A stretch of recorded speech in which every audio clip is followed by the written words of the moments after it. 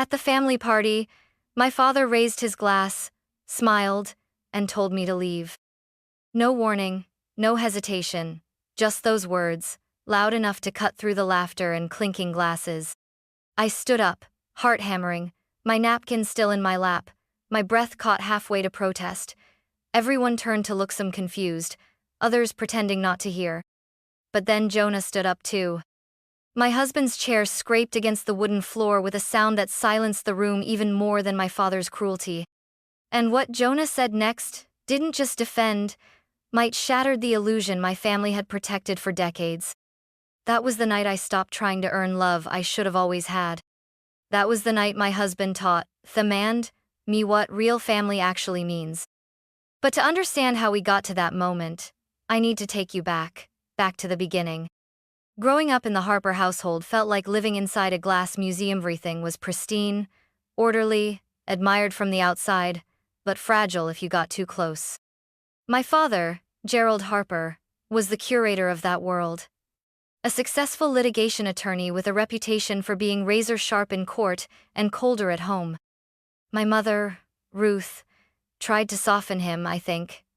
She had a quiet elegance about her. She loved books, lavender tea, and painting things in muted colors. But even she couldn't protect me from the way my father measured worth. He didn't shout, he didn't hit. He simply made it clear. Love was conditional, and performance was everything. My siblings understood this early. Bryce, the eldest, thrived under his rules. Varsity athlete, law school top honors, now climbing the ladder at one of Dad's former firms.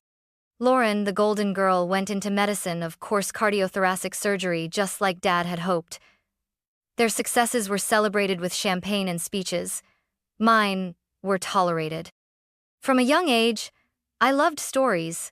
I wrote poems in the margins of my math homework. I stayed up late reading under the covers with a flashlight. I wasn't rebellious, I was just different. But in our family, different meant disappointing. I still remember my 8th grade award ceremony. I'd won a statewide fiction contest, and my story was going to be published in a youth journal. I handed Dad the printed certificate, just hoping for a flicker of pride. He glanced at it and said, "You know writing doesn't pay the bills, right?" I nodded, trying not to let it show that he'd taken the wind out of me. From that moment, I started hiding the parts of me that didn't fit. I applied to college as a business major, just to make things easier, but once I got there, I couldn't fake it. I switched to English Lit halfway through my freshman year and paid the price for it literally. My father cut off all financial support. "If you're going to chase dreams," he said, "you can do it on your own dime." And I did. I worked in the campus library. I took out loans. I graduated with honors. And when I got a job at a small but scrappy publishing house, I thought just maybe he'd finally see that I wasn't lost. I was just not like them. But nothing ever changed. Even at family gatherings, I was always the afterthought. Conversations moved around me like I was a ghost in the room. If I mentioned work, it was met with polite nods or redirected questions. I learned to shrink myself to make others comfortable. Then I met Jonah. And for the first time in my life, someone really saw me and didn't ask me to change a thing. I met Jonah Harper on the kind of rainy Tuesday that makes you late for everything. I ducked into a tiny neighborhood bookstore to get out of the storm, trailing water and regret from another tense brunch with my father. I wasn't planning on buying anything, but I wandered, as always, toward the fiction shelf, the place where the world felt wide and forgiving. Jonah was already there. He had a book in each hand, deep in thought, comparing blurbs with the seriousness of someone choosing a life philosophy. He glanced up, caught me smiling at his intensity, and returned it with the kind of grin that makes you forget your shoes are soaking wet. "You go first," he said, noticing I was reaching for the same book. "I've read it," I said. "You should. The ending stays with you." He nodded and tucked it under his arm. "You always judge books by their endings?" "Only people." That made him laugh, an open, honest sound. He bought both books and offered to buy me tea next door. I hesitated, but something about him felt safe, easy. That afternoon turned into 3 hours of conversation. I told him I worked in publishing, that I loved stories but hated industry politics. He didn't interrupt. He didn't ask if I was planning to do something more practical. He just listened. Like it mattered. I didn't tell him about my family right away.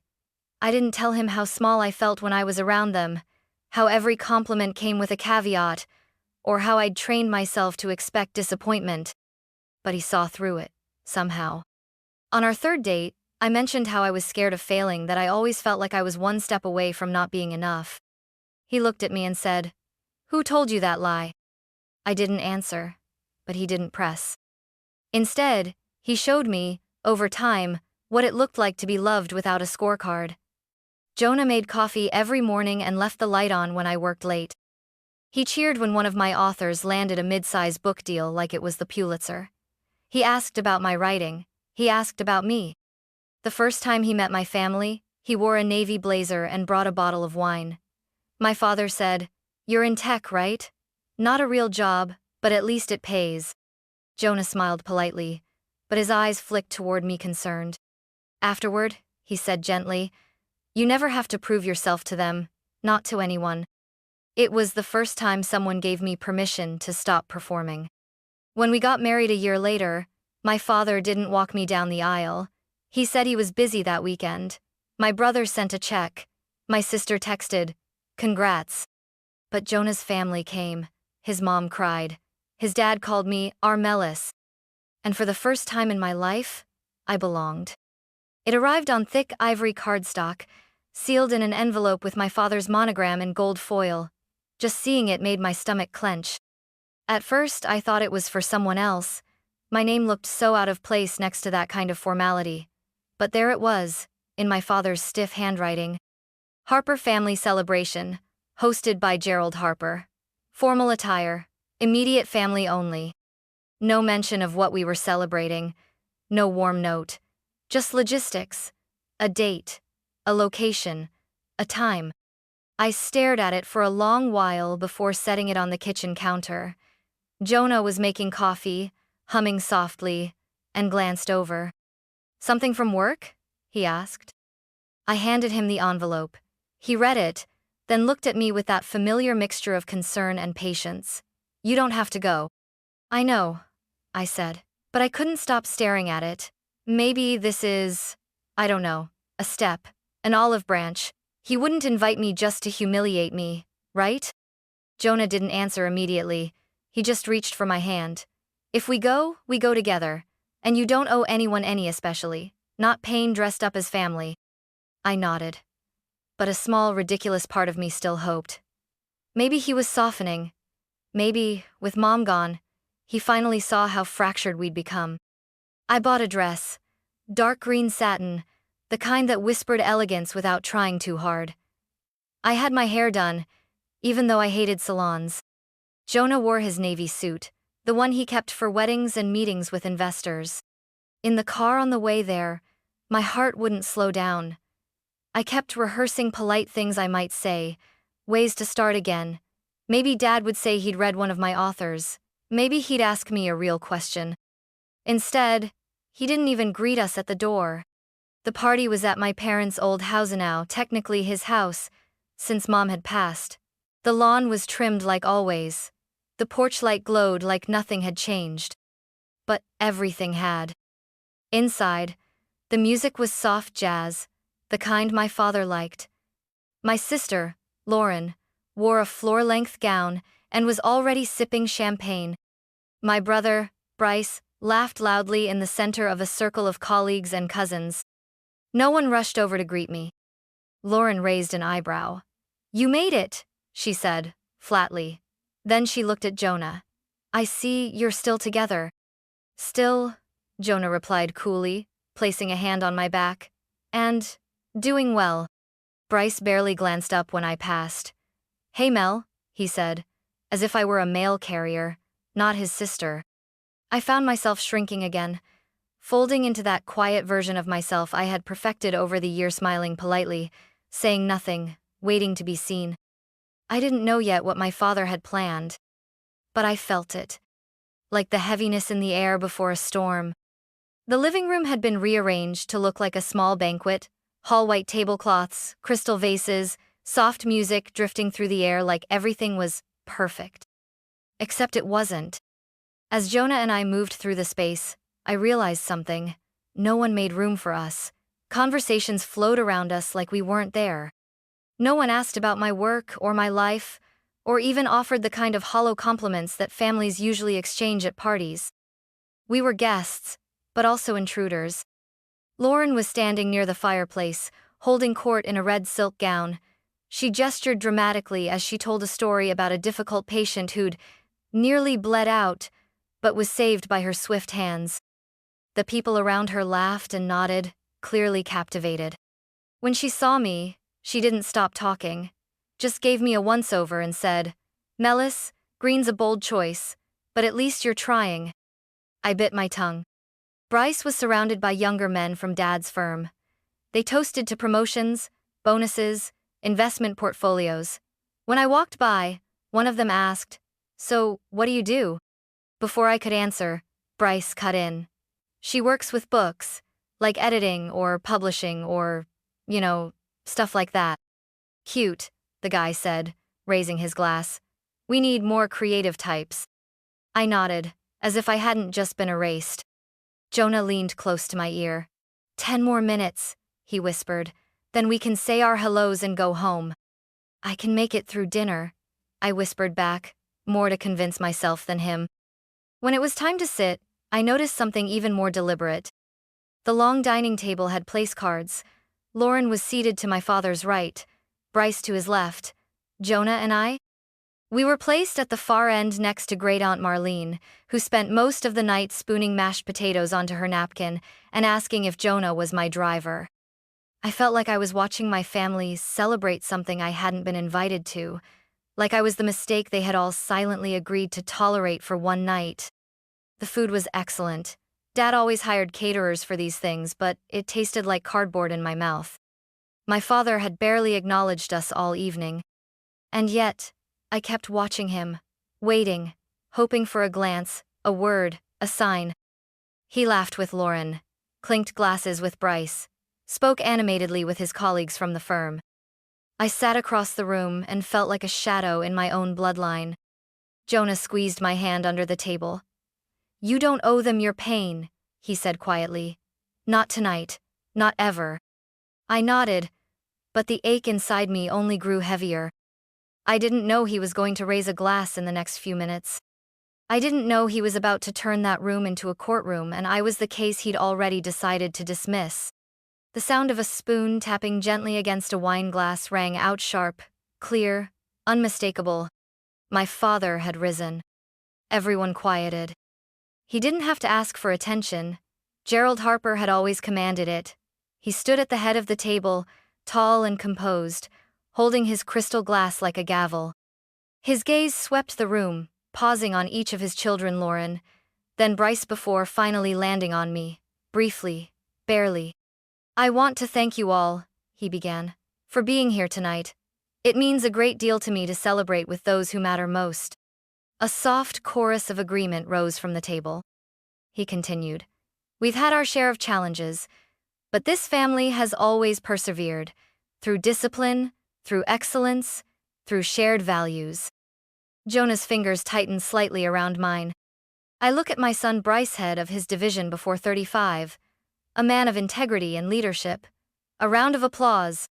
And Lauren, whose surgical precision has saved lives and whose grace makes us all proud. Another wave of claps and murmurs of approval.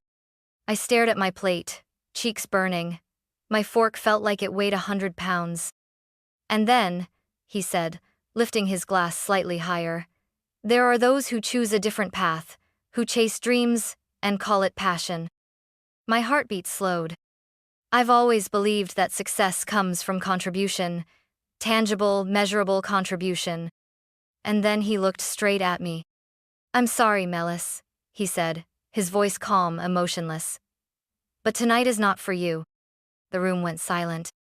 You could hear the fire crackling in the hearth, the clink of someone's fork dropping, the faint inhale of someone holding their breath. And then he said it. "I think it's best if you leave." I blinked. Had I heard him wrong? I looked around. No one moved. No one said a word. Bryce sipped his wine. Lauren examined her cuticles. No one looked shocked. No one objected. My napkin was still in my lap. My hands had gone cold. Slowly, I stood because what else could I do? I felt every pair of eyes follow me. I was the spectacle, the failure, the family's shame, the one who didn't belong. I wasn't crying, not yet, but I felt the sting building. And then Jonah's chair scraped against the floor. He stood beside me. I turned to look at him, but he was already facing my father. And there was something in his eyes I had never seen so clearly before. Fire. Pure, quiet fire.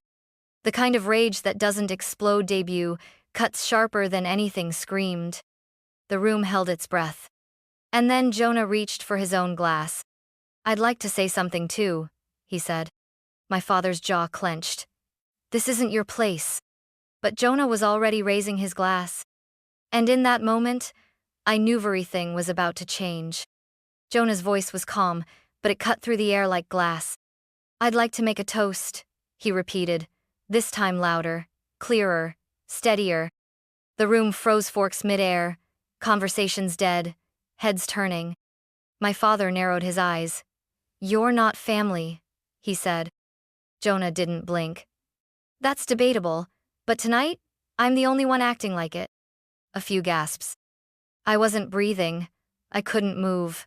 My knees felt hollow, but my heart was racing, not from shame this time, but from something deeper, older. A part of me that had always hoped someone, anyone, would speak for me. Jonah continued. "To the woman you just told to leave," he said, turning slightly toward me. "My wife, Melis." He held up his glass, but his eyes were locked on my father. "You say tonight is for people who matter. Let me tell you who matters." The room pulsed with discomfort, but no one interrupted. Melis built her life without a safety net. She paid her own tuition when you cut her off. She worked 2 jobs while finishing her degree. She launched her own imprint in grit and vision alone, and gave dozens of authors their first shot. He paused. "She's been featured in literary festivals you've probably never heard of, because you never asked. Her work has touched veterans, immigrants, single moms, and teenagers who've never seen themselves in a book before. She's helped people feel seen." He lowered his glass slightly. "But none of that matters to you, does it?" My father's face was unreadable, but his knuckles had gone white on his wine stem. "Because you don't measure success in impact. You measure it in status, titles, control." Jonah's voice didn't rise, but it sharpened. "And when Melis refused to conform to your vision of value, you didn't just dismiss her, you erased her, publicly, on purpose." More than one person at the table shifted uncomfortably. My cousin glanced at me, then quickly away. Jonah took a breath, then looked around the table. "To the rest of you, if this feels awkward, it should. You watched a father humiliate his daughter in front of everyone. You said nothing. Some of you even smiled." Silence. Heavy. Honest. Jonah looked at me, then softening. "But here's what matters, Melis. I see you. I've always seen you. Not as the daughter who failed to meet someone else's checklist, but as the woman who had the courage to define herself." I bit my lip, but it was no use. The tears spilled quietly down my cheeks, not from pain, but from the overwhelming relief of finally being defended. Jonah turned back to my father. "You told her to leave? Fine. We'll both leave." He gently set his glass down. "But don't ever mistake your silence for authority again. You may control this house. You may dominate this family, but you do not get to dictate her worth." He walked to my side, took my hand, steady, certain, warm. I didn't look at anyone. I didn't need to. As we walked toward the exit, the silence behind us was absolute. No apologies, no protests. Until we reached the door. "If you leave now," my father called out, voice cracking just slightly, "you're cut off, permanently." Jonah didn't stop. Neither did I. But just before we stepped outside, he said without turning back, "Your money was never what we needed. Your love was. And that offer expired a long time ago." The door closed behind us with the softest click.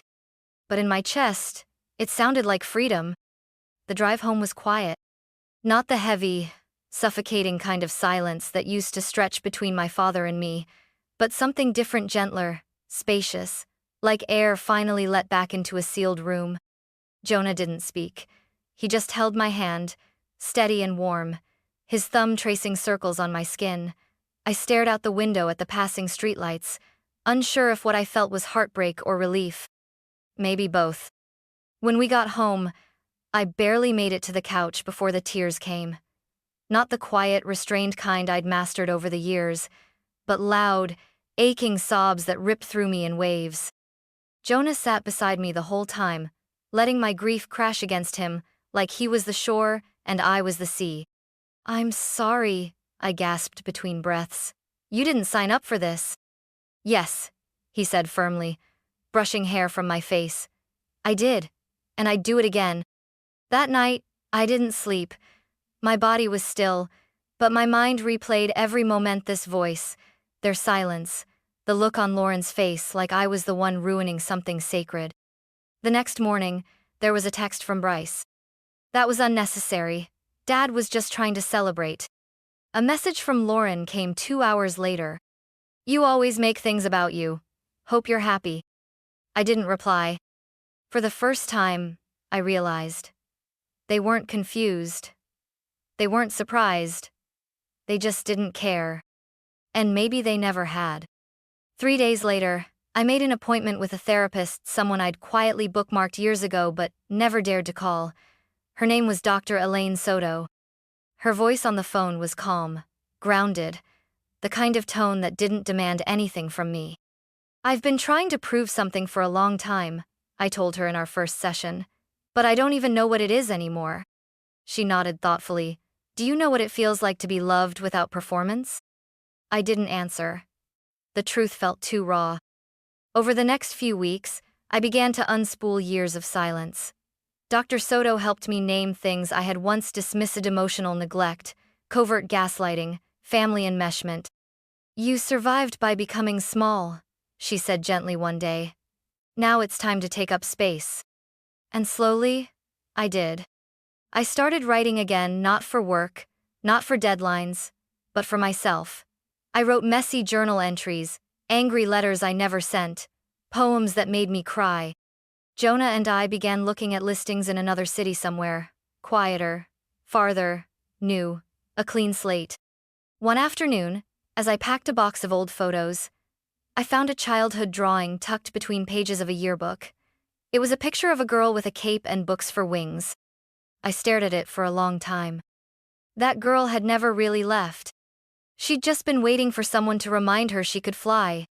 One year after that dinner party, I stood barefoot in the nursery, rocking my daughter as spring rain tapped gently against the window. Her name is Lena Ruth Harper. Lena for light, Ruth for my mother, the only person in my childhood who ever made me feel unconditionally safe. She was only 6 weeks old, but already, she had Jonah's calm eyes and a grip stronger than expected for someone so small. When she wrapped her fingers around mine, it felt like a promise. Like she was telling me, "I'm here. And I see you too." Jonah entered the room, a warm mug of tea in one hand and a soft smile on his face. "Everyone's waiting," he said. "Ready?" I nodded and followed him into the living room, in our new home outside Seattle. Soft string lights lined the ceiling. Our closest friends, Jonah's parents, my coworkers, even Aunt Nancy gathered, around a cake that said, "Welcome, Lena." No speeches, no tests. Just laughter, and arms that reached out to hold our child without conditions. Later that evening, after everyone left, I found a letter waiting by the door. No return address, but I recognized the handwriting. My father's. I didn't open it. Not because I was angry, not anymore, but because I no longer needed whatever was inside. His words no longer shaped me, his approval no longer defined me, his silence no longer hurt me.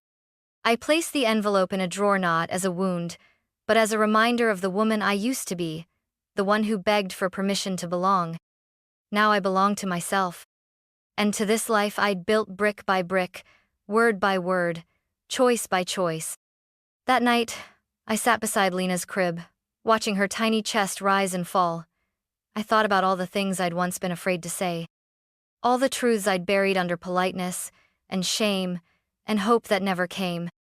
And so, I whispered the words I wish someone had said to me as a child. You are already enough. You don't have to earn my love. It's yours, completely, unconditionally.